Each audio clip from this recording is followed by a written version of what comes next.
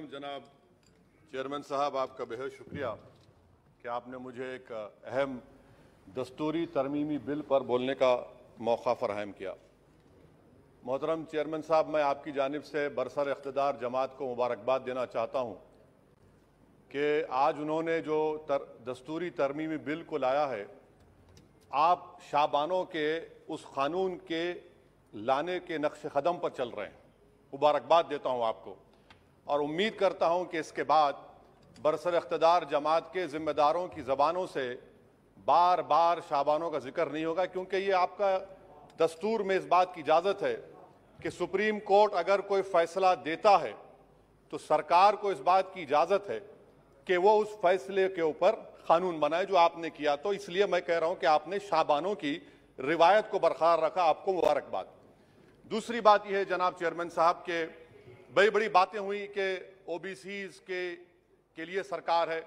मैं इसको डिस्पेल करता हूं, एक्सपोज करता हूं। ये सरकार ओबीसीज के लिए नहीं है। क्यों नहीं है? National commission of scheduled caste, national commission of scheduled tribe जो है 338B में उनको जो इख्तियार दिया गया है वो प्लान एंड पार्टिसिपेट करने का। आप ओबीसी में एनसीबीसी करने के खाली एडवाइस करना, यहां पर प्लान और पार्टिसिपेट है ही नहीं। तो ये आपका एक्सपोज करता है आपकी हिपोक्रेसी को और आपकी मुनाफिकत को। दूसरी बात यह है कि रोहिणी कमीशन ने कहा कि 10% ओबीसी 50% रिजर्वेशन को हासिल कर रहे हैं और 20% जाते हैं, इनको कुछ नहीं मिल रहा है। तो सब कैटेगराइजेशन क्यों नहीं कर रहे आप? अगर आप ओबीसीज के लिए हैं तो उन मखसूस कास्ट के लिए आप हैं, आप तमाम ओबीसीज के लिए नहीं है। ये आप ही का रोहिणी कमीशन ने आया है। तो सब कैटेगराइजेशन आप करेंगे नहीं करेंगे? तीसरी बात यह है कि सर ये कैसा बात है कि अगर रियासत तेलंगाना में जो मुसलमानों की बैकवर्ड कास्ट है उनको रिजर्वेशन मिलता है मगर सेंट्रल लिस्ट में उसका जिक्र नहीं होता।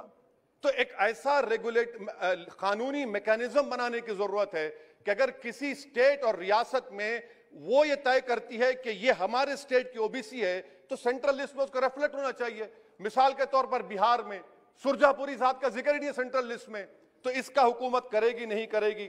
चौथी बात यह है कि आप क्यों डर रहे हैं? नरेंद्र मोदी की सरकार क्यों डर रही है? 50% को क्रॉस करिए ना।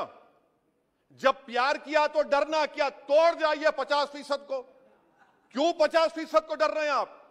जो 50% है उनको 27%, जो 20% है उनको 50%। तो आपकी मोहब्बत ओबीसी से नहीं है, आपकी मोहब्बत उनके वोट से है और आपका दिल उन 20% के लिए धड़कता है जिसके लिए आपने 50% तहफ़्फ़ुज़ रिजर्वेशन दी है। यह आपकी हकीकत है। पांचवी बात यह है स्पीकर साहब कि हम हुकूमत से मुतालबा कर रहे हैं कि प्रोएक्टिवली नरेंद्र मोदी की सरकार 50% सीलिंग को तोड़िए, निकलिए। आप क्यों नहीं करना चाहते? करने की जरूरत है, डेटा है, एम्पिरिकल एविडेंस है बैकवर्डनेस का। वो 50%, 27% कैसा दे रहे हैं, गलत है। छठी बात यह है कि सर ये एक सुनहरा मौका है कि आप इस तरह का कानून बनाइए, 50% लिमिट को क्रॉस करिए और ओबीसी समाज से सही मानों में इंसाफ करिए। सर एक और बात, आज ही के दिन 1950 10 अगस्त को प्रेसिडेंशियल ऑर्डर हमने निकाला था, बड़ा तारीखी दिन था जिसमें हमने शेड्यूल्ड कास्ट को रिजर्वेशन दिया। मेरा हुकूमत से मुतालबा है, मैंने कांग्रेस की हुकूमत थी वहां बैठता था मैं, आज यहां बैठकर भी तीसरी मर्तबा कह रहा हूं कि 1950 का प्रेसिडेंशियल ऑर्डर रिलीजन के बुनियाद पर बनाया गया जो राइट टू इक्वालिटी के खिलाफ है, जो राइट टू इक्वालिटी के खिलाफ है। एक सुनहरा मौका आपके पास आया है कि उसको रिलीजन न्यूट्रल करिए। जब शेड्यूल्ड कास्ट में हिंदू, बौद्ध और सिख आ सकते हैं तो दलित मुसलमान, दलित क्रिश्चियन क्यों नहीं आ सकते? सच्चर कमेटी, गवर्नमेंट की कमेटी, उसमें जिक्र लिखा है। आप वो नहीं करना चाहते, आप नहीं करेंगे तो देख रहे उत्तर प्रदेश का अंसारी देख रहा है, उत्तर महाराष्ट्र के वो पसमानदा मुसलमान देख रहे हैं कि क्या तमाशा आप लोग करते हैं। यहां वहां चले जाते हैं, वहां के यहां आते हैं और हम लोग बीच में फंसे हुए रहते हैं। सर छठी बात यह है, सातवीं बात यह है कि मैं हुकूमत से इस बात का मुतालबा कर रहा हूं कि 1950 प्रेसिडेंशियल ऑर्डर को रिलीजन न्यूट्रल किया जाए। अच्छा, ओबीसी की आपकी सरकार है, 89 सेक्रेटरीज हैं, कितने ओबीसी है बताइए? 89 सेक्रेटरीज में 5 अगस्त 2009 को एक भी ओबीसी सेक्रेटरी नहीं था।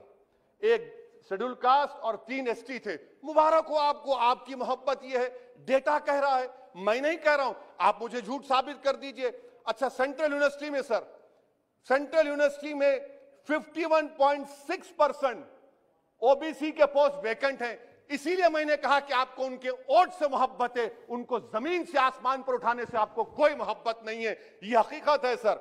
और सर, ये यहां पर बैठकर मैंने हमारे कांग्रेस के लीडर की तकरीर को सुना। शिवसेना वाले कह रहे हैं, एनसीपी वाले कह रहे हैं मराठा मराठा। भाई साहब, महमूदुर रहमान कमेटी की रिपोर्ट ने कहा था महाराष्ट्र में कि मुसलमान सोशली एजुकेशनल बैकवर्ड है, जो बॉम्बे की हाईकोर्ट ने उसको अपहेल्ड किया। और आप सिर्फ मराठाओं की बात करते हैं, मुसलमानों की बात क्यों नहीं करेंगे? वो 50 कास्ट जो मुसलमानों की बैकवर्ड है महाराष्ट्र में, वो देख रही है आपके इस तमाशे को और आपको एक्सपोज करके रहेगी। आप उनकी बात ही नहीं करते। मराठाओं को जरूर दीजिए, मगर आपके इस बड़े दिल में क्या उन गरीब मुसलमानों के लिए धड़कता हुआ दिल नहीं है कि हम सिर्फ भिखारी हैं, आपका वोट हासिल करेंगे, आपको नेता बनाएंगे, मुख्यमंत्री बनाएंगे, प्रधानमंत्री बनाएंगे, और हमको क्या मिलेगा? इफ्तार की दावत और मुंह में खजूर, रिजर्वेशन नहीं मिलेगा हमको। ये कौन सा इंसाफ है सर? इसीलिए ये इनकी मुनाफिकत है, इसीलिए हम हुकूमत से मुतालबा करते। अच्छा, हैरत की बात यह कि सुप्रीम कोर्ट के जिस फैसले को ओवरकम करने के लिए यहां पर यह बिल लाया गया, सुप्रीम कोर्ट ने कह दिया कि मराठाओं के बारे में सोशली एजुकेशनल बैकवर्डनेस नहीं दिख रहा है। आप कैसे दिखाएंगे बताइए? ये महाराष्ट्र के 50 मुसलमान बरादरियां देख रही हैं। इसीलिए हम हुकूमत से कहना चाहते हैं कि, और मोदी सरकार से, कि आप ओबीसीज के अपलिफ्टमेंट के लिए नहीं हैं, आप मजलूम के साथ नहीं हैं, आप कमजोर के साथ नहीं हैं, आप बेरोजगार के साथ नहीं है। हां, एक हकीकत है, आप ताकतवर के साथ थे और ताकतवर के साथ रहेंगे। आपको वोट की जरूरत है, ओबीसीज और वो जो मुसलमान बरादरियां नीचे, उनको उठाने की जरूरत नहीं है। स्पीकर साहब, ये बिल यकीनन अच्छा है, मैं इसकी तायीद करता हूं। और गालिब ने बड़ा खूब कहा था कि ये जो तमाशा मैं देखता हूं कि बजीचे अतफाल है, दुनिया मेरे आगे, होता है सब शब रोज, तमाशा मेरे आगे। शुक्रिया सर।